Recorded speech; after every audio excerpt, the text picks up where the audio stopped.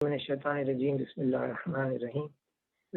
سورہ المومنون ہم نے رمضان سے پہلے شروع کیا تھا اور اس کے 11 آیتوں کو مد نظر رکھ کے یہ بات دیکھی تھی ہم نے کہ اللہ تعالیٰ نے اس سورہ میں کہا ہے کہ فلاح پالی لوگوں نے، تو افلاح المومنون سے شروع ہوتا ہے، جس کے اندر یہ بات بتائی گئی ہے کہ اس پیغمبر کی بات مان لی جائے تو اس کے اندر یہ اور یہ طریقے، یہ اوصاف یعنی پیدا ہوں گے، اور یقیناً ایسے لوگ ہی جو ہیں دنیا اور آخرت کی دونوں کی فلاح کے مستحق ہوں گے۔ اور وہ جو چند پوائنٹس تھے وہ یہ تھے کہ یقیناً فلاح پائی ایمان والوں نے جو لغویات سے دور رہتے ہیں، زکوٰۃ کے طریقے پر عامل ہوتے ہیں، یعنی ان کا انسٹیٹیوشن ہوتا ہے، ان کا اپنی نماز میں خشوع اختیار کرتے ہیں، اپنی شرمگاہوں کی حفاظت کرتے ہیں، اپنی امانتوں اور اپنے عہد و پیما کا پاس رکھتے ہیں، اور اپنی نمازوں کی محافظت کرتے ہیں۔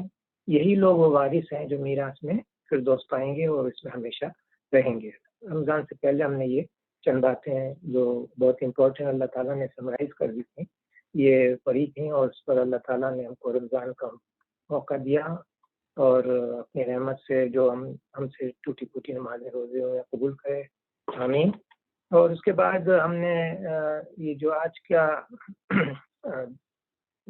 20 آیتیں ہیں، اس کے اندر اصل میں قیامت چھپی ہوئی ہے۔ ان ادر ورڈ میں یہ کہنا چاہتا ہوں کہ یہ اس کے اندر دو نہیں بلکہ 2-3 چیزیں ایسی ہیں جو بہت بڑے بڑے ٹاپک ہیں۔ مثال کے طور پر اس میں دنیا و آخرت کی فلاح کے کریکٹرسٹک بتانے کے بعد اس کے انسان کی پیدائش پر بتائی گئی ہے، آسمان و زمین کی پیدائش پر بات ہوئی ہے، نباتات اور حیوانات کی پیدائش کی بات ہوئی ہے، اور دوسرے آثار کائنات کی طرف توجہ دلائی گئی ہے، جس کا مقصد کیا ہے؟ یہ ذہن نشین کرانا ہے یا کرنا ہے کہ توحید اور معاد کی یعنی قیامت کے آنے کی حقیقت کو ماننے کے لیے یہ پیغمبر تم سے کتنا کہتا ہے کہ ان کے برق ہونے پر تمہارا اپنا وجود اور یہ پورا نظام عالم ہے، یہ پورا نظام عالم گواہ ہے۔ تو یہ اس چیز کو مد نظر رکھتے ہوئے دیکھیں گے آپ کہ اس میں جو ٹاپک آئے ہیں، انسان کی پیدائش، آسمان و زمین کی پیدائش، اور نباتات یعنی پلانٹس اور اینیملز کی پیدائش، اور پھر آثار کائنات یعنی آیات جو کائنات میں انسان کو نظر آئیں گی اور آتی رہی ہیں، اس کے بارے میں اشارہ ہے، اور اس میں جو ہے ایک بہت بڑا علم جو ہے اس میں چھپا ہوا ہے۔ اس لیے اس کو ہم ون ایٹ اے ٹائم لیتے ہیں، انشاءاللہ میں اس کو بڑا کرتا ہوں۔ تو 3 ٹاپک آپ کو میں نے گنائے، انسان کی پیدائش اور آسمان و زمین کی پیدائش اور نباتات اور حیوانات کی پیدائش۔ اس میں سورہ حج میں بھی اس کی طرف اشارہ کیا گیا تھا اور ہم اس کو پڑھتے ہوئے آئے تھے، لیکن آج ہم اس کو ذرا اور بھی اس کی نظر میں اس کے یعنی نالج کے بیک گراؤنڈ میں ہم آج یہ بھی سنیں گے۔ اس سے پہلے کہ ہم آیات کو غور کریں، ہم ذرا اس کو سنتے ہیں، ان آیات کو جو سورہ المومنین کی 12 سے 31 تک۔ اعوذ باللہ من الشیطان الرجیم، بسم اللہ الرحمن الرحیم۔ اس سے پہلے ہم کو یہ ریمائنڈ کرانا چاہ رہا ہوں کہ ہم نے یہ آیت کئی بار سنی ہے کہ سنورہم آیاتنا، یعنی ہم soon we will show them our sign in universe and within themselves until it becomes clear to them that it Quran یعنی قرآن is the truth۔ تو یہ سورہ ہم سجدہ کی سیکنڈ لاسٹ آیت ہے، اور اس میں ہم نے کئی بار یہ آپ کو یہ یاد ہی ہو گئی ہوگی کہ اللہ تعالیٰ کہتے ہیں اس وقت 1400 سال پہلے کہ ہم آیات بتائیں گے تمہارے نفس میں یعنی بدن میں اور آفاق میں، تو یہ حقیقت کھل جائے گی کہ یہ جو ہے قرآن حقیقت ہے، حق ہے۔ تو اس بات کو سامنے رکھتے ہوئے اگر دیکھا جائے تو یہ آیات جو ہے انسان کی پیدائش کے بارے میں جو علم دے رہی ہیں اور حقیقت بتا رہی ہے، وہ کچھ ایسا علم ہے جو 1400 سال پہلے نہ مائکروسکوپ تھا، نہ کچھ اس کی معلومات حاصل کر سکتا تھا کوئی۔ اس کے باوجود جو باتیں سامنے آئی ہیں تو بڑی حیرت انگیز تھیں اور ہیں بھی، کہ اس وقت یہ جو نالج کامن نالج تھی اس کے حساب سے دیکھا جائے تو انسان کو جو ایک کامن مین ہے وہ بھی یہ سمجھ سکتا تھا کہ اس وقت کے حالات کے حساب سے کہ ہم نے انسان کو مٹی کے تھت سے بنایا، یعنی indeed we fashion men from the essence of clay, यानी किसी चीज को किसी चीज से एक्सट्रैक्ट करना, to extract from something. तो वो जो है वो मिट्टी से जो बनाया है वो किस तरह से हमने तुमको मिट्टी से बनाया, ये सूरह हज में भी आपको गुजरा है. तो इस पर यूट्यूब में हमने we have created you from dust के नाम से, ये 32 मिनट्स का है, आप शायद देख चुके होंगे. इसके अंदर मैंने एक कॉमन मैन कैसे समझ सकता है मिट्टी के सत्व यानी एक्सट्रैक्ट से, यानी मिट्टी में जो एलिमेंट्स हैं उन एलिमेंट्स से किस तरह से इंसान के जो बॉडी में फ्लैश है बना, वो उसकी एक कॉमन मैन के हिसाब से बताने की कोशिश की है. अगर आप उसे देखें तो ज़रूरी नहीं कि केमिस्ट्री में कोई बहुत नॉलेज हो, लेकिन समझ में आ जाएगा कि कार्बन हाइड्रोजन ऑक्सीजन से किस तरह गोश्त बनता है और किस तरह से इंसान जो है वो मिट्टी के अज्जा से एक्सट्रैक्ट से वो बना है, उसकी तरफ इशारा है. फिर उस मिट्टी से ही इंसान के अंदर जो नुत्फा है जो मर्द के से निकलता है, सुमा जानना, फिर उसे एक महफूज जगह टपकी हुई बूंद में तब्दील किया है, जैसे फिर एक जगह करार पाता है वो, अल्लाह ताला उसको placed him as a semen drop in a firm resting place. और ये जिसे रहम कहते हैं वो बहुत मजबूत बॉडी पार्ट होता है. सुमा खलकना, फिर उस बूंद को लोथड़े की शक्ल दे दी. अब जो कि अल्फाज बहुत अच्छे उर्दू में नहीं पाए जाते, तो अलका का जो तर्जुमा है वो लोथड़े की शक्ल में कह दिया गया है, वरना एक्चुअली अलका से है मुअल्लक होना, कोई चीज़ को किसी तरह क्लिंज हो जाना, यानी चमक जाना.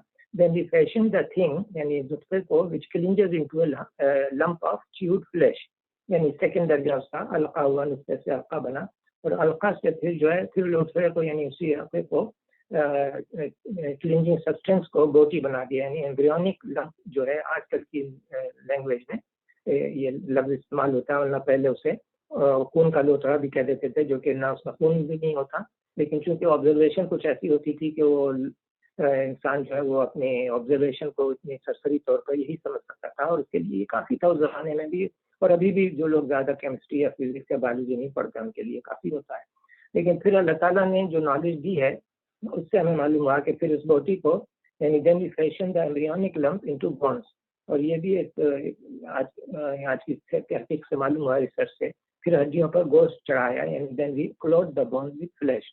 और इसके अंदर आप देखें कि ये जो साइंटिफिक फेनोमेना है, it is an established scientific fact nowadays that human reproduction takes place in a sequence of process. अब ये सीक्वेंसेस जो आ रही हैं आप गौर करेंगे कि इसमें फा और सुम्मा इस्तेमाल हुआ है. अभी दोबारा आते हैं, starting with the fertilisation of N ovule. अब देखिए अगर आप उसको गौर करें तो यहाँ से अल्लाह ताला कहते हैं कि हमने खलक किया, फैशन किया इंसान को मिन सुलालतिन मिन तीन, यानी एक्सट्रैक्ट उससे यानी मिट्टी से.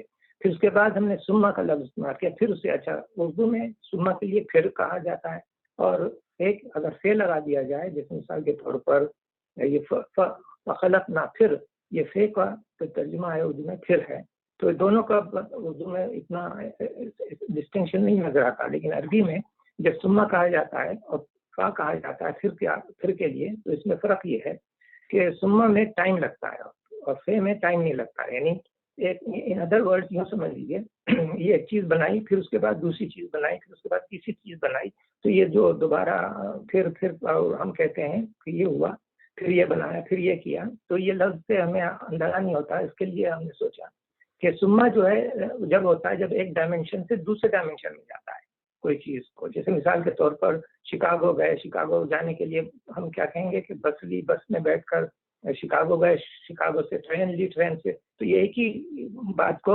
डिफरेंट वे से किया गया है, तो उसमें एक अलग इस्तेमाल किया जाएगा. लेकिन जब वो बिल्डिंग में पहुंचे और हमने तकरीर शुरू की तो ये दूसरी डायमेंशन हो गया, तो वहाँ सुम्मा इस्तेमाल किया जाएगा.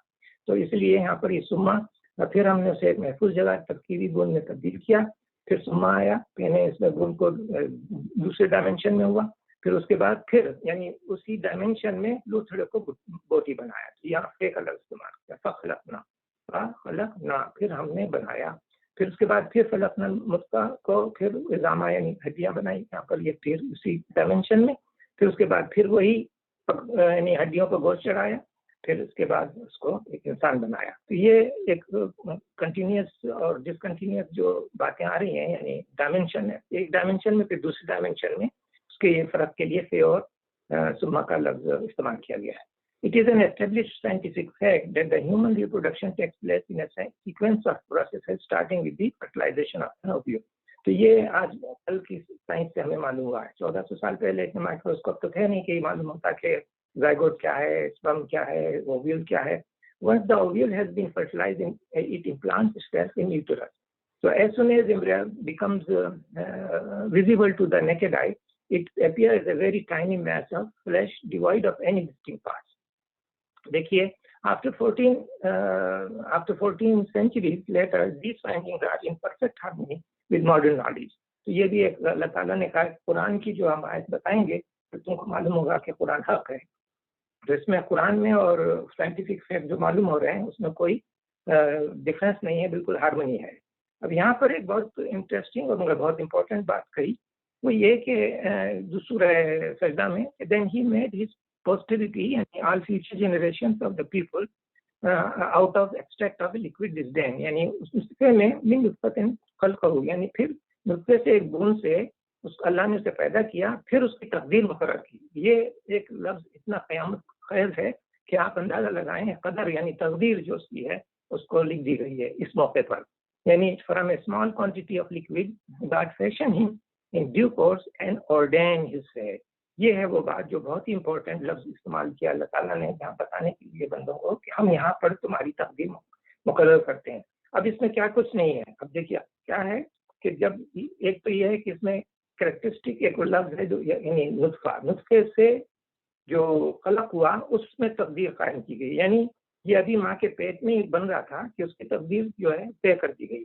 اس کی جنس یعنی کیا سیکس ہوگی، اس کا رنگ کیا ہوگا، اس کا قد کتنا ہوگا، اس کی جسامت کیسی ہوگی اور کس قدر ہوگی، اس کے اعضاء کس حد تک صحیح و سالم اور کس حد تک ناقص ہوں گے، اس کی شکل صورت اور آواز کیسی ہوگی، اس کے جسم کی طاقت کتنی ہوگی، اس کے ذہن کی صلاحیتیں کیا ہوں گی، کس سرزمین اور کس خاندان، کن حالات اور کن ماحول میں یہ پیدا ہوگا، پرورش اور تربیت پائے گا اور کیا بن کر اٹھے گا، اس کی شخصیت کی تعمیر میں موروثی اثرات یعنی فیملی اثر کتنے ہوں گے، ماحول کے اثر کتنے ہوں گے، یعنی سراؤنڈنگ کے اثر کیا ہوں گے، اس کی اپنی خودی کا کتنا اثر ہوگا، کیا کردار یہ دنیا کی زندگی میں ادا کرے گا، کتنا وقت اسے زمین سے کام کرنے کے لیے دیا جائے گا.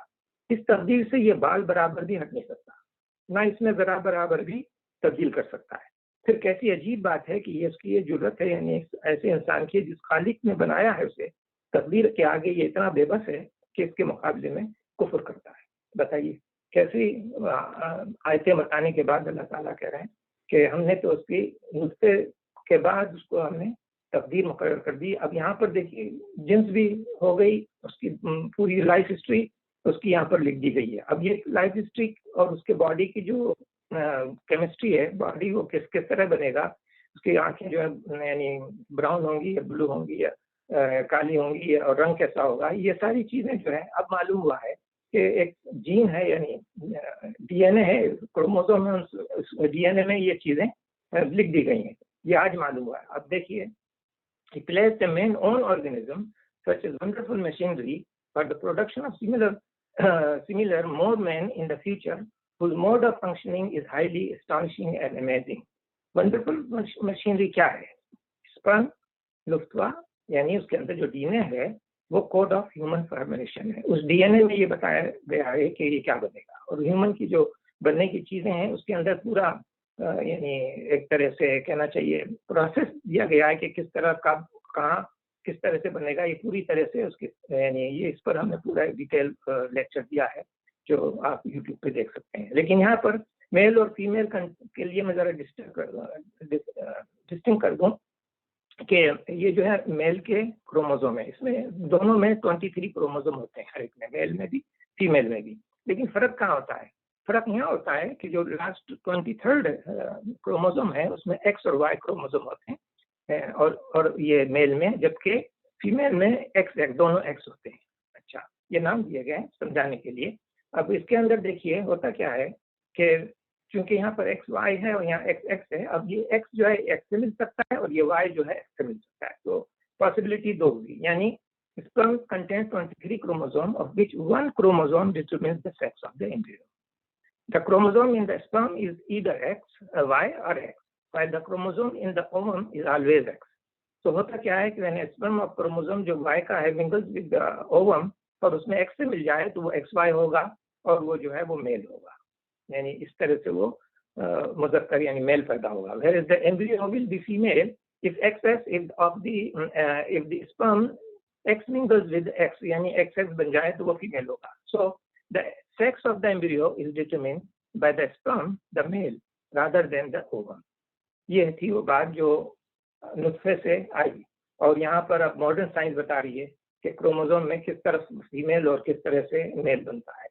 अब देखिए, which parent is responsible for determining the sex of the offspring?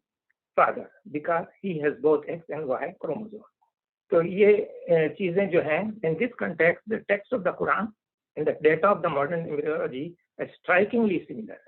आप अंदाजा लगा सकते हैं कि इससे ज्यादा क्या हक बात होगी कुरान की, जो अल्लाह ताला 1400 साल पहले बता रहे हैं कि तो गौर करो. तो अब आप बताइए, हमारे जबान से ये निकलना चाहिए फतबारकल्लाहु अहसनुल खालिकीन, बस बड़ा ही बाबरकत है अल्लाह सब कारीगरों से अच्छा कारीगर. तो ये इसका यानी अल्लाह ताला की रहमानियत है कि उसने हमको इस तरह बनाया और उसने ही मशीन में इंसानों के प्रोजेनिटी रख दी.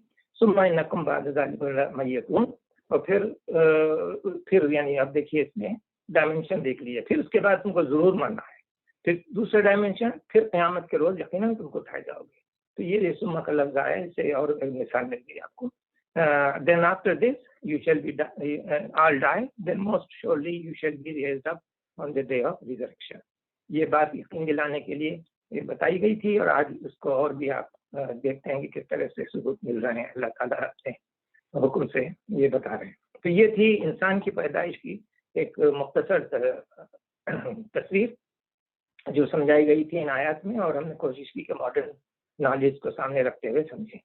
लेकिन ये मजमून जो है अगर सही मानों में समझा जाए तो घंटा 2 घंटे का लेक्चर हो सकता है. बड़े आराम से एक चीज़ को लेकर डिटेल में बताया जाए ताकि समझ में आए एक आम आदमी को या पढ़े लिखों को कि किस तरह से इस क्रोमोसोम किस तरह से वर्क करते हैं, किस तरह मालूम हुए क्या है वो एक्चुअली मॉलिक्यूलर लेवल पर, किस तरह से वो काम करते हैं. ये एक बड़ी कहानी है, लेकिन अगर जितना डिटेल में जाएंगे उतना ये मजमून फैलता चला जाएगा. लेकिन ये आम आदमी के लिए इतना ही काफ़ी था, तो हमने उसको इतना रखा. अब एक और मजमून आया है, और वो है, और तुम्हारे ऊपर हमने 7 टाइम जो हम रमज़ान से पहले शुरू किया था हमने, तो 11 आयतें जो थी मोमिनून की, उसमें ये बताया गया था कि दुनिया और आखिरत में फलाह के लिए जो लोग काम करेंगे उनकी प्रॉपर्टीज कहना चाहिए, कैरेक्टरिस्टिक क्या होंगी. तो उसके लिए मैंने ये रिपीट किया था कि लास्ट टाइम पे हम जो है यानी जो पढ़ा था हमने उसको रिपीट यूँ किया था कि यकीनन फलाह पाइए ईमान लाने वालों ने जो लग़वियात से दूर रहते हैं, ज़कात के तरीक़े पर अमल करते हैं, अपनी नमाज़ों में खुशू इख्तियार करते हैं, अपनी शर्मगाहों की हिफाजत करते हैं, और अपनी अमानतों और अपने अहद पैमा का यानी प्रॉमिसेस का ख्याल रखते हैं, और अपनी नमाज़ों की मुहाफ़ज़त करते हैं. यही लोग वो वारिस हैं जो मीरास में फिरदौस पाएंगे और इसी में वो हमेशा रहेंगे. इस बात पे हमने ये उसके बाद रमज़ान आया, और उसके बाद हमने ये आज जो शुरू की है 20 आयतें उस पर आए थे. इससे पहले के इन आयतों में जहाँ हमने ये इंडिकेशन किया कि आमीन सजदा की सेकेंड लास्ट आयत जो आई है, कई बार हमने रिपीट की है, सनूरिहिम आयातिना फी आफाक, यानी soon we will show them our signs in the universe and within themselves until it becomes clear to them that the Quran is the truth. ये बात को हमने ध्यान में रखते हुए अगर आगे बढ़े तो इंसान की जो यानी इंसान की जो बनावट है, अल्लाह ताला ने जो पैदाइश की है, वो ज़मीन के ख़ास एक्सट्रैक्ट से इंसान का बॉडी बनाई और उसके बाद उसमें रूह फूंकी और इंसान बनाई. ये बताने के लिए ये आयत शुरू होती हैं. इसके अंदर इंसान की पैदाइश, आसमान और ज़मीन की पैदाइश, और नबातात और हैवानात की पैदाइश, और फिर दूसरे आसार कायनात की तरफ तवज्जो दिलाई गई है. और ये मकसूद होता है, ये बताने का मतलब था कि तौहीद को यानी अल्लाह की वहदानियत को मानो اور قیامت کے آنے کو یقین مانو تو یہ تم کو پیغمبر بتاتا ہے، اس پر تمہارا جو ہے ایمان جو ہے اور پورا نظام جو ہے اس پر گواہ ہے کہ تم جو ہے اس پر قائم رہو، ورنہ پھر تم نقصان میں رہو گے۔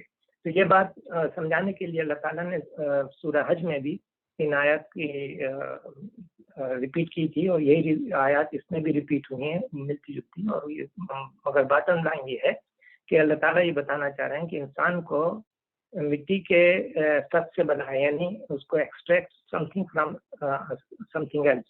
تو جیسے جو مٹی میں جو ایلیمنٹس ہیں ان کے ایسنس آف دا کلے سے لے کر انسان کو فیشن کیا ہے۔ تو اس کی ہم نے سورہ حج میں جو پہلے بتائی گئی تھی یوٹیوب، اس میں اگر کسی کو انٹرسٹ ہو تو یہ 32 منٹ کی ہے، اس میں آپ کو معلوم ہوا کہ ڈسٹ سے فلیش کیسے بنا اور کس طرح سے انسان کی تخلیق ہوئی۔ لیکن یہاں پر یہ بتانا مقصود ہے کہ جو مٹی سے نطفہ بنا انسان کا، وہ اس کو اللہ تعالیٰ نے ایک محفوظ جگہ پر تبکیری بون میں تبدیل کر دیا، یعنی then we placed him as a semen drop in a firm resting place، اور یہ یعنی یوٹیوب میں then we fashioned the thing which clinges into a lump of chewed flesh، یعنی سیکنڈ سما پھر اس کو یہ کیا، پھر اس کے بعد خلقنا یافے یعنی پھر لوتھڑے کو بوٹی بنایا، then we fashioned the clinging substance into an embryonic lump، پھر اس کے بعد کہتے ہیں پھر بوٹی کی ہڈیاں بنائیں، then we fashioned the embryonic lump into bones، اور اس کے بعد جو ہے پھر then we clothed the bones with flesh۔ اور یہاں کے بعد انہوں نے یہ کہا تھا کہ it is an established scientific fact that human reproduction takes place in a sequence of process starting with the fertilization of an ovule۔ Once the ovule has been fertilized, it implants itself into uterus۔ یہ scientific fact آج معلوم ہوئے، جبکہ یہ بیانات قرآن کے 1400 سال پرانے ہیں۔ As soon as embryo becomes visible to the naked eye, it appears as a very tiny mass of flesh devoid of any distinct part۔ اچھا اب دیکھیے، after 14 centuries later, these findings are in perfect harmony with the modern knowledge۔ یہ بتانا مقصود تھا کہ science کی fact جو معلوم ہوتی ہیں قرآن کی کسی اسٹیٹمنٹ کے خلاف نہیں جاتی، وہ ہارمنی میں رہتی ہیں، وہ بالکل یعنی اس میں کوئی غلطی نہیں پائی گئی۔ Then he made his posterity یعنی all future generation of people out of extract of liquid disdain۔ یہ جو ہے مہین کہا گیا ہے اس کو disdain liquid، اور اسی کو نطفہ بھی کہتے ہیں۔ پھر یہاں کہا ہے من نطفہ خلقہ فقدرہ، یعنی نطفے کی ایک بوند سے اللہ نے اسے پیدا کیا، پھر اس کی تقدیر مقرر کی۔ یہ بتانا چاہ رہا تھا اس کے اندر جو امپورٹنٹ چیز تھی کہ نطفے کے بعد اللہ تعالیٰ کہتے ہیں کہ اب اس کی تقدیر کو مقرر کیا۔ From a small quantity of liquid, God fashioned him in due course and ordained his fate۔ یہاں پر یہ جو ordained his fate ہے اسی کے ہم نے بتایا تھا کہ تقدیر جو ہے مقرر جو ہو رہی ہے تو نطفے کے بعد یعنی اس کی تقدیر مقدر ہو جاتی ہے۔ یعنی ابھی یہ پیٹی میں تھا کہ اس کی تقدیر طے کر دی گئی، اس کی جنس کیا ہوگی یعنی سیکس کیا ہوگی، اس کا رنگ کیا ہوگا، اس کا قد کتنا ہوگا، اس کی جسامت کیسی ہوگی، اور اس کے اعضاء کس حد تک صحیح سالم کس حد تک ناقص ہوں گے، اس کی شکل صورت اور آواز کیسی ہوگی، اس کے جسم کی طاقت کتنی ہوگی، اس کی ذہن کی صلاحیتیں کیا ہوں گی، کس زرزمین کس خاندان کن حالات ان کن ماحول میں وہ پیدا ہوگا، پرورش اور تربیت کہاں پائے گا، کیا بن کر اٹھے گا، اس کی شخصیت کی تعمیر میں ماحول کے اثرات کیا ہوں گے، فیملی کے اثرات کیا ہوں گے، اس کی اپنی خودی کا کیا اثر ہوگا، کیا کردار یہ دنیا کی زندگی میں ادا کرے گا، اور کتنا وقت اسے زمین میں کام کرنے کے لیے دیا جائے گا۔ اس تقدیر سے یہ بال برابر بھی ہٹ نہیں سکتا، نہ اس میں برابر کوئی تبدیل کر سکتا ہے۔ تو ایسی چیز یہ پھر کیسی عجیب بات ہے کہ یہ جرأت کرتا ہے کہ خالق نے جو تقدیر بنا دی ہے اس کے مقابلے میں کفر کرتا ہے۔ تو یہ بہت امپورٹنٹ بات تھی جسے ہم نے یہاں پر اسے کیا، اور لیکن اس کے اندر جو بتایا کہ تقدیر جو ہے ہم نے یہاں پر صرف ایک پارٹ لیتے ہیں، مثال کے طور پر سیکس کو لیتے ہیں۔ He placed a man's own organism such as wonderful machinery for the production of similar more men in the future, whose mode of functioning is highly astonishing and amazing۔ یعنی وہ ونڈرفل مشینری کیا ہے، sperm کے اندر جو D N اے رکھا ہوا ہے اس کے اندر کوڈ آف ہیومن فارمیشن ہے۔ تو یہ اس کے بہت ڈیٹیل ہم نے ایک اور یوٹیوب میں بتائی تھی، شاید آپ کو معلوم ہوگا، اور میں یہاں پر صرف ایک مختصر سی چیز بتاتا ہوں، وہ یہ کہ male and female contains 23 chromosome each. अब यहाँ देखिए इस मेल क्रोमोसोम में जो लास्ट 23rd क्रोमोसोम है उसमें X और Y है, whereas फीमेल में जो क्रोमोसोम 23rd है उसमें दोनों X है. अब ये यहाँ पर जब एक्सचेंज करते हैं अपने XY और XX को, तो इससे डिटरमिन होता है, अब मालूम हुआ कि मेल क्या होगा फीमेल क्या होगा. यानी in other words the sperm contains 23 chromosomes, of which one chromosome determines the sex of the embryo. The chromosome in the sperm is either Y or X, while the chromosome in the ovum is always X. So जब ये sperm of the chromosome Y mingles with an ovum of the chromosome X, the form zygote will be male. अगर वो X का Y से मिलता है तो वो XY हो जाता है, which will be male, whereas the embryo will be female if XS of the sperm mingles with the X ovum. So the sex of the embryo is determined by the sperm, यानी mail के जो नुस्खे से, rather than the ovum. ये बहुत important बात थी जो 1400 साल पहले बताई गई. आज जो है बताते हैं कि which parent is responsible for determining the sex of the offspring? The father, because he has both X and Y chromosome. तो ये in this context, the text of the Quran and the data of the modern embryology are strikingly similar. तो ये थी बात जिसे हम बताना चाह रहे हैं कि बड़ाई बाबरकत अल्लाह, सब कारीगरों से बेहतरीन कारीगर. तो ये यानी बेसाख्ता ये अहसन खालिकीन की तारीफ करनी चाहिए कि अल्लाह ताला ने किस तरह से बताया था उस ज़माने में, जबकि आम आदमी को उसकी इतनी ज़रूरत नहीं थी, उतना ही समझने के लिए काफ़ी था, लेकिन आज की साइंस ने उसको और सबूत दे दिया है. और उसके बाद तुमको ज़रूर मरना है, फिर क़यामत के रोज़ यकीनन तुम उठाए जाओगे. ये बात तो बताने के लिए कि इतना कुछ, यानी एक मिट्टी से तुमको बनाकर क्या क्या दुनिया में इंसान काम करता है, सोचे अगर, तो हैरत की बात है कि अल्लाह को फिर भी नहीं मानते बहुत से लोग. तो ये बात थी जो इंसान की पैदाइश के लिए बताई गई. अब हम जो है एक दूसरा सब्जेक्ट है वो ये कि और लक़द ख़लक़ना फ़ौक़कुम सबअ तराइक़, यानी और तुम्हारे ऊपर हमने 7 रास्ते बनाए. इसी बात को एक और जगह पर फरमाया कि जिसने तय बरते 7 आसमान बनाए, ये यानी when who created 7 heavens in the layers. तो ये देखिए कि अब इसका मतलब ये भी हो सकता है कि जो हम समझ रहे हैं वही हो, या फिर दूसरा मतलब ये हो सकता है कि उस ज़माने में जो लोग जो जानते थे रास्ते आसमानों पे, वो थे उनके 7 सैयारे.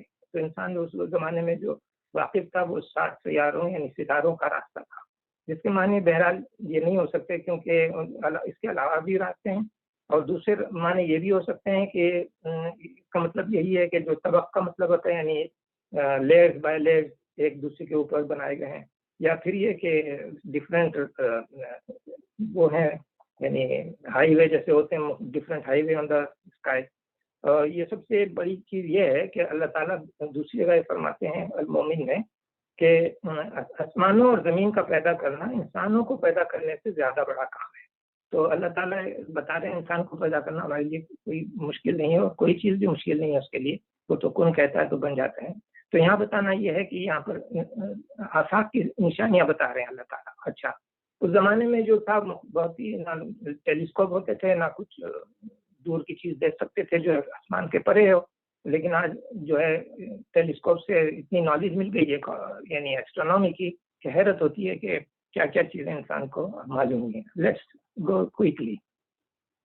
अच्छा, अर्थ का एड्रेस क्या है पूरे कायनात में? पूरे कायनात का एड्रेस ये है कि कायनात जो है 91 बिलियन लाइट ईयर उसका डायमीटर है.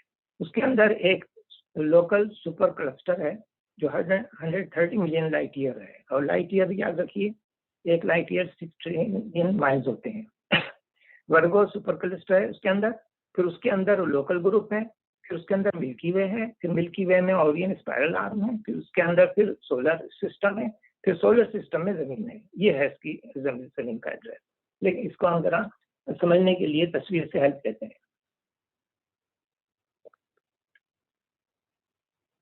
ये क्विकली मैंने शॉर्ट किया है. ये ऑब्जर्वेबल यूनिवर्स जो है देखिए इतने बिलियन लाइट ईयर्स इसका डायमीटर है यहाँ से, और आप इसके अंदर जो है ये जो पॉइंट है बीच में वर्गो सुपर क्लस्टर मिल्की वे यहाँ पर, ये एक डार्ट के अंदर ये सारी चीज़ें हैं. लेकिन इस डार्ट को हम अभी और फैलाते हैं. the radius of the universe is about 45 billion light year जैसा कि बताया, और इसके अंदर लोकल सुपर क्लस्टर जो है, सुपर क्लस्टर में 130 मिलियन लाइट ईयर की विड्थ है। फिर उसके बाद इसके अंदर से आप जाइए तो वर्गो का सुपर क्लस्टर है, उसके अंदर फिर और अंदर जाइए तो लोकल ग्रुप में आइए, फिर लोकल ग्रुप जो है इतने मिलियन लाइट ईयर का है। फिर उसके अंदर फिर मिल्की वे है, इस मिल्की वे में यहाँ पर एक आर्म है, उस आर्म में ये सोलर सिस्टम चल रहा है, और सोलर सिस्टम के बाद आप जो है वो उसके आर्म बताया गया उसका मिल्की वे का। फिर यहाँ से आप जो है सोलर सिस्टम में आते हैं, यहाँ पर सोलर सिस्टम में थर्ड आपकी अर्थ है, जहाँ पर आपका रहन सहन है।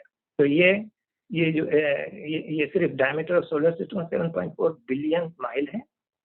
तो आप अंदाजा लगाइए कि ये टोटल, मैंने एक पिक्चर में कोशिश की रखने की, वो ये है कि ऑब्जर्वेबल यूनिवर्स के अंदर एक डॉट है यहाँ पर, उस डॉट को एक्सपेंड करें तो ये लोकल सुपर क्लस्टर है। अब इसमें बिलियंस ऑफ बिलियंस यूनिवर्सेस हैं, छोड़िए उनको। उसके बाद वर्गो सुपर क्लस्टर, इसके अंदर यहाँ पर आ जाइए एक डॉट को लेकर, इसके फिर उस डॉट को और एक्सपेंड कीजिए तो लोकल ग्रुप गैलेक्टिक ग्रुप में आती है। फिर उसके बाद मिल्की वे गैलेक्सी है, इसके साथ उसके आर्म है इसका, फिर उसके बाद सोलर सिस्टम है, सोलर सिस्टम में अर्थ है। तो ये गोया एक तरह से इन अदर वर्ड ये 7 बड़े बड़े दरवाजे पार करने के बाद एक घर में आए हैं आप, और इसके अंदर मालूम हुआ कि ये भी शायद ये हो सब तरह ये 7 दरवाजे या 7 तरीके हों जमीन तक आने के, या इससे जमीन से निकलें तो आप ये सबको क्रॉस करके यूनिवर्स में जाएंगे। यूनिवर्स में ऑलरेडी हैं आप तो यहाँ इस तरह से आएंगे। तो in other word that is only 4% of the universe we know, यानी ये जो टोटल यूनिवर्स जो हम बात कर रहे हैं ये सिर्फ 4% मालूम हुई है, 96% अभी हम देख भी नहीं सकते। ये है साइंसदानों की लिमिटेशन। तो आप अंदाजा लगाइए कि कितने, अब इन अदर वर्ड जो कुरान की आयत है उसको अगर हम और करें तो 2 बातें आती हैं। एक तो ये कि लेयर्स बाय लेयर्स, जिसको कहा गया तराई, लेयर्स बाय लेयर्स या लेयर इन द लेयर, यानी जैसे एक बड़े हाल में आप घुस जाएं तो उसके अंदर फिर एक दरवाजे ही दरवाजे हैं, फिर एक दरवाजे में घुसे उनमें से one of them, then again you find several rooms. तो इन लेयर्स इन द लेयर्स हो गया, वरना फिर वो अदर वे आप समझ सकते हैं कि क्या मतलब है इसका। तो कहने का मतलब ये है कि ये यूनिवर्स इतनी बड़ी है कि इसके सिर्फ हम 4% पर ये इतना ही समझ पाए हैं, और मगर इसके सही कितने तबके हैं, आसमान का क्या मतलब, ये 100% किसी के दावा नहीं कर सकता कोई कि वो यही है जो बयान कर रहा है। तो इसलिए हम समझते हैं जो हमें नॉलेज है उसके हिसाब से ये ज़मीन का एड्रेस को हमने एड्रेस किया है कि ये कायनात में कहाँ है और हम कहाँ रहते हैं। अच्छा, अब आप तीसरी चीज जो शुरू हो रही है वो अंज़लना मिनस समाई माँ, यानी आसमान से हमने ठीक हिसाब के मुताबिक खास मिकदार में पानी उतारा और उसको जमीन में ठहरा दिया। हम उससे जिस तरह चाहें गायब कर सकते हैं। ये अब देखिए यहाँ पर अंज़लना यानी नाजिल करने का जो लफ्ज है कुरान में 3 जगह बड़े स्पेसिफिक इस्तेमाल हुआ है। एक तो कुरान की आयत के लिए कि इन्ना अंज़लनाहु फी लैलतिल क़द्र से आप करते हैं, दूसरा जो है पानी के लिए कि हमने नाजिल किया। अब ये 2 माने हैं, या तो बारिश का पानी को भी अंज़लना ही कह सकते हैं। तीसरा जो है अंज़लना वो है लोहे के लिए कि लोहा हमने उतारा, उसके लिए भी अंज़लना कहा है, वो हम उसके बाद में आएंगे इंशाअल्लाह। तो यहाँ पर ये बात बताई जा रही है कि एक तो वही बात है कि जब बारिश होती है तो आसमान से बादल से पानी आता है और उससे जैसा कि आगे आएगा फ्रूट्स और ग़िज़ा पैदा होती है ज़मीन से। एक तो बात तो ये है, लेकिन दूसरी बात जो ये कहा गया है कि उसको आकर उसको यानी एक खास मिकदार में उतारा और उसको ज़मीन में ठहरा दिया। इससे ऐसा लगता है कि 2 बातें हैं, यानी या तो ये कि पानी बरसा और ज़मीन पर जो है ये जो ज़मीन बन रही थी 4 बिलियन ईयर्स एगो, उस वक्त जो है जो हाइड्रोजन ऑक्सीजन कॉम्बिनेशन हुआ उससे जो पानी बना वो वहाँ पर ठहर गया। गालिबन यहाँ पर नहीं अभी आएगा। तो वहाँ पर जो है उस ज़माने में जब ज़मीन बन रही थी तो उस हाइड्रोजन ऑक्सीजन मिलने से जितना पानी बना वो ज़मीन पर रह गया। एक तो ये बात है। या फिर दूसरी बात ये है कि ज़मीन बनने के बाद क्योंकि बहुत से प्लैनेट्स बन रहे थे उस ज़माने में, तो एक ख़ास मेटेरॉइड और एस्टेरॉइड जो है वो हिट कर रहे थे ज़मीन को, तो वहाँ पर जो उसमें पानी था तो वो आया। अब सवाल ये है कि वो पानी कैसे साबित किया जाए, कि कुछ क्लू मिलता है कि क्या वो पानी मेटेरॉइड्स और एस्टेरॉइड से आया? हाँ, वो कैसे कि sources reason and time scale of the delivery of water to earth. इस पर एक रिसर्च पेपर आया था, तो उसका हमने यहाँ रेफरेंस दिया है कि in the primordial solar system, the most plausible source of the water accreted by the Earth were in the outer asteroid belt, in the giant planet or region, and in the Kuiper belt. ये Kuiper belt क्या है मैं अभी आपको बताता हूँ. तो asteroid जो है एंड कॉमेट ये हैं जुपिटर सैटर्न के रीजन में. वहाँ से जो आए हैं अपने इसमें जो पानी था वो आके जमीन पे ठहरा. तो यहाँ पर ये जो यूरेनस और नेपच्यून रीजन और क्यूपर बेल्ट है, इसको मैं बता रहा हूँ कि यहाँ से इसलिए बताना चाह रहा हूँ ये कि यहाँ पर the net result of accreditation of these several reservoirs is that the water on earth has essentially the deuterium hydrogen ratio जो होता है typical of the water condensed in the outer asteroid belt. This is in agreement with the observation that the deuterium and hydrogen का ratio जो है ocean में आज जो हमारे पास है उसका रेशियो वही है जो मीटेरॉइड्स का है. तो ये देखिए सन, मरकरी, वीनस, अर्थ, यहाँ पर जो एस्ट्रॉइड है ये बेल्ट है, ये मार्स और जुपिटर के बीच में है. लेकिन क्यूपर बेल्ट जो होता है वो प्लूटो और नेपच्यून और प्लूटो के दरमियान होता है. इसका फासला भी यहाँ पर दिया हुआ है, आप देख लीजिए बाद में कि कितना चौड़ा है ये. यहाँ से जो एस्ट्रॉइड आते हैं और हिट करके यहाँ पर, तो इसकी वजह ये है कि ये साबित होता है कि ये जो रेशियो है पानी का, वाटर, इसको मैं जरा थोड़ा सा बता रहा हूँ आपको. Water covers approximately 72% of the planet surface. It is important to note that heavy water is not radioactive. यानी जो ड्यूटेरियम वाला हाइड्रोजन होता है इसमें एक प्रोटॉन ज्यादा होता है, न्यूट्रॉन ज्यादा होता है, nor is dangerous to human. अच्छा, इसको आप इस वक्त इतना समझ लीजिए कि रफली 10% जो deuterium isotope occurs naturally in the ratio of 1 in 4,500 and 4,500 में एक D2O. Thus D2O is found at the level about 1 in 20 million water molecule. 20 million water में एक जो है D2 होता है. ये रेशियो कहाँ पाया जाता है हम देखते हैं. Turns out that not all ocean water is made of regular water.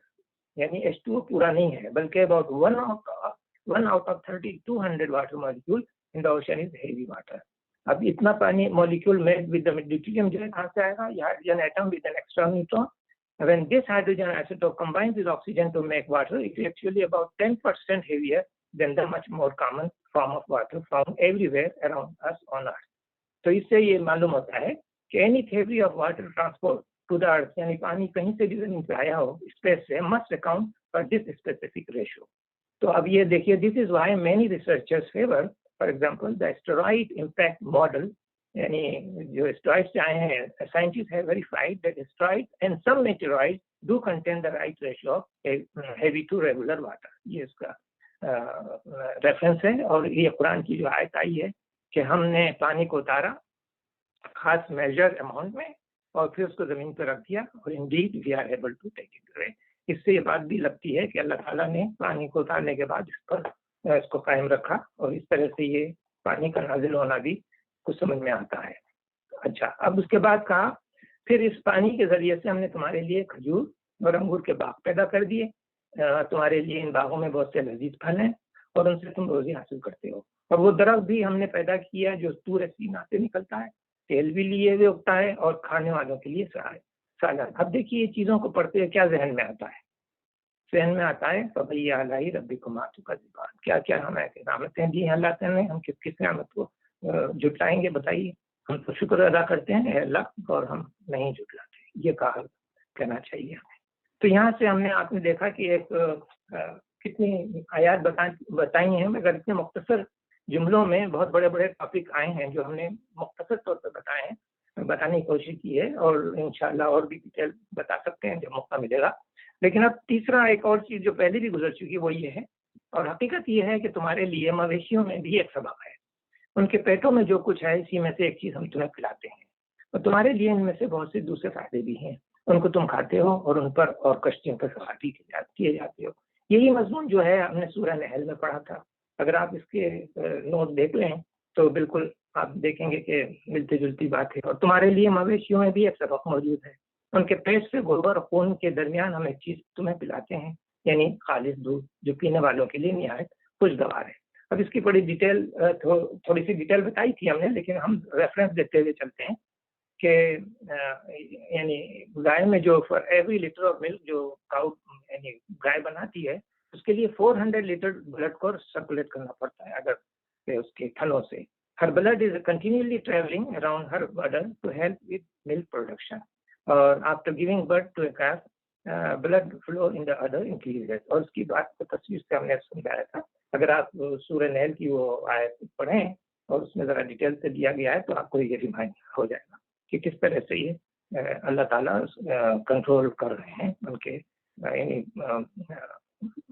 Production of milk کو. تو یہ بڑی بڑی باتیں تھیں جو گزری بتائی ہیں یہاں پر. اب یہاں پر اللہ تعالیٰ نے پھر حضرت نوح علیہ السلام کے قصے کو بیان کیا ہے تاکہ کچھ نبیوں کے قصے کی طرف اشارہ کریں کہ کس طرح سے انہوں نے بھی جو یعنی لوگ تھے نہیں مانے اور کس طرح ان پر عذاب آیا. اب یہ جو ٹاپک ہے کچھ رفلی کہنا چاہیے سرسری طور پر جا رہا ہے لیکن حقیقت میں یہ بہت بڑی نصیحت ہے. ہم نے نوح علیہ السلام کو اس کے قوم کی طرف بھیجا. اس نے کہا اے میری قوم کے لوگوں اللہ کی بندگی کرو, اس کے سوا تمہارے لیے کوئی اور معبود نہیں ہے. کیا تم ڈرتے نہیں ہو؟ اس کی قوم کے جن سرداروں نے ماننے سے انکار کیا وہ کہنے لگے کہ یہ شخص کچھ نہیں ہے مگر ایک بشر تمہیں جیسا. اس کی غرض یہ ہے کہ تم پر برتری حاصل کرے. یہ دیکھیے خاص طور پہ یہ جملہ بہت امپورٹنٹ ہے. یعنی برتری حاصل کرنے سے مطلب یہ ہے کہ جب کبھی کوئی صحیح پیغام لاتا ہے تو مخالفین جو ہے ان کا حربہ کیا ہوتا ہے, وہ یہ کہتے ہیں ارے یہ تو کچھ اپنے اقتدار کا بھوکا ہے. بس یہ الزام فرعون نے بھی حضرت موسیٰ اور ہارون پہ لگایا تھا, تو اس لیے یعنی اس طرح سے یہ اپنی ایکسکیوز کرتے ہیں. یہی حضرت عیسیٰ پہ لگایا گیا کہ یہ شخص یہودیوں کا بادشاہ بننا چاہتا ہے. اس کا اسی کا شبہ نبی صلی اللہ علیہ وسلم کے متعلق سرداران قریش کو تھا. چنانچہ کئی مرتبہ انہوں نے آپ سے یہ سودا کرنے کی کوشش کی کہ اگر اقتدار کے طالب ہو تو اپوزیشن چھوڑ کر ہمارے گروپ میں آ جاؤ, تمہیں ہم بادشاہ بنا لیتے ہیں. اصل بات یہ ہے کہ جو لوگ ساری عمر دنیا اور اس کی مادی فائدوں اور اس کی شان و شوکت کے لیے اپنی جان کھپاتے رہتے ہیں, ان کے لیے یہ تصور کرنا بہت مشکل بلکہ ناممکن ہوتا ہے کہ اسی دنیا میں کوئی انسان نیک نیتی اور بے غرضی کے ساتھ فلاح انسانیت کی خاطر اپنی جان کھپا سکتا ہے. تو خود چونکہ اپنا اثر و اقتدار جمانے کے لیے دل فریب نعرے اور اصلاح کے جھوٹے دعوے دن رات سے استعمال کرتے ہیں, اس لیے یہ مکاری فریب کاری ان کی نگاہ میں بالکل ایک فطری چیز ہوتی ہے. اور وہ یہ سمجھتے ہیں کہ اصلاح کا نام لے کر مکر و فریب کے سوا کسی صداقت اور خلوص کے ساتھ کبھی ایسا تو نہیں ہو سکتا کہ یہ نام بھی جو لیتا ہے ضرور ان کا اپنا ہم جنس ہے. یعنی لطف یہ ہے کہ جو لوگ اصلاح پھیلانا چاہتے ہیں ان پر یہ لوگ اقتدار کی بھوک کا الزام لگاتے ہیں. تو یہی بات انہوں نے یہاں پر کی. کہنے لگے یہ شک کچھ نہیں ہے مگر ایک بشر ہے تم جیسا. اس کی غرض یہ ہے, ان کا مطلب یہ ہے یہ کہ تم پر برتری حاصل کرنا چاہتا ہے, یعنی تم کا چیز بننا چاہتا ہے. اللہ کو اگر بھیجنا ہوتا تو فرشتے بھیجتا, یہ کہتے ہیں وہ. یہ بات تو ہم نے کبھی اپنے باپ دادا کے وقتوں میں سنی نہیں کہ بشر رسول بن کر آئے. کچھ نہیں, بس اس آدمی کو ذرا جنون لاحق ہو گیا ہے, کچھ مدت اور دیکھ لو شاید افاقہ ہو جائے. دیکھا آپ نے نبیوں پر اس طرح سے یہ ایڈریس کرتے تھے. اور پھر فرمایا, انہوں نے کہا پروردگار ان لوگوں نے جو میری تکذیب کی ہے اس پر اب تو ہی میری نصرت فرما. ہم نے اس پر وحی کی کہ ہماری نگرانی میں اور ہماری وحی کے مطابق کشتی تیار کر. پھر جب ہمارا حکم آ جائے اور تنور ابل پڑے یعنی پانی نکلنے پڑے زمین سے, تو ہر قسم کے جانوروں میں سے ایک ایک جوڑا لے کر اس میں سوار ہو جا اور اپنے اہل و عیال کو بھی ساتھ لے, سوائے ان کے جن کے خلاف اپنا فیصلہ ہو چکا ہے. اور ظالموں کے معاملے میں مجھ سے کچھ نہ مانگ کہنا, یہ اب غرق ہونے والے ہیں. یاد ہوگا خود کا بیٹا اور بیوی جو تھے وہ ان کی فالو نہیں کیا تھا انہوں نے.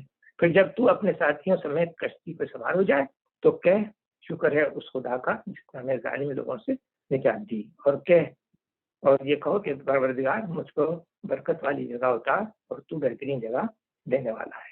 اس قصے میں بڑی نشانیاں ہیں اور آزمائش تو ہم کر کے ہی رہتے ہیں. یعنی دنیا میں جو انسان آیا ہے اس کی آزمائش کے لیے آیا ہے اور وہ تو ہونا ہی ہے. اس کے بعد ہم نے ایک دوسری دور کی قوم اٹھائی. پھر ان میں تو خود انہی کی قوم کا ایک رسول بھیجا جس نے انہیں دعوت دی کہ اللہ کی بندگی کرو, تمہارے لیے اس کی سوا کوئی اور معبود نہیں ہے, کیا تم ڈرتے نہیں ہو. تو یعنی اب اس کے بعد جو ہے غالباً قوم سمود کا کی طرف اشارہ ہے. بعض لوگوں نے اس سے مراد قوم سمود لی ہے اور یہ قوم جو ہے صحیح کے عذاب سے یعنی اس سے کڑکے سے ماری گئی تھی. پھر دوسرے لوگوں نے اسے قوم عاد کہا ہے، کیونکہ قرآن کی روح سے قوم نو کے بعد جو ہے یہ قوم اٹھی تھی یعنی قوم عاد. تو یہ دوسری بات صحیح معلوم ہوتی ہے، کیونکہ قوم نو کے بعد کا اشارہ اس طرف رہنمائی کرتا ہے، بتاتا ہے کہ یہ قوم جو ہے قوم عاد تھی.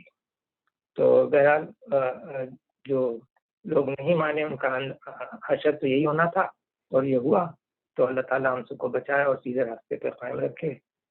اور اللہ تعالیٰ سے دعا ہے کہ ہم کو اہدنا الصراط المستقیم کی طرف اشارہ کر کے دعا کرتے رہنا چاہیے. سورہ فاتحہ کی بہت سخت ضرورت ہے، ہمیں پڑھتے رہنا چاہیے اہدنا الصراط المستقیم یا رب العالمین. صدق اللہ.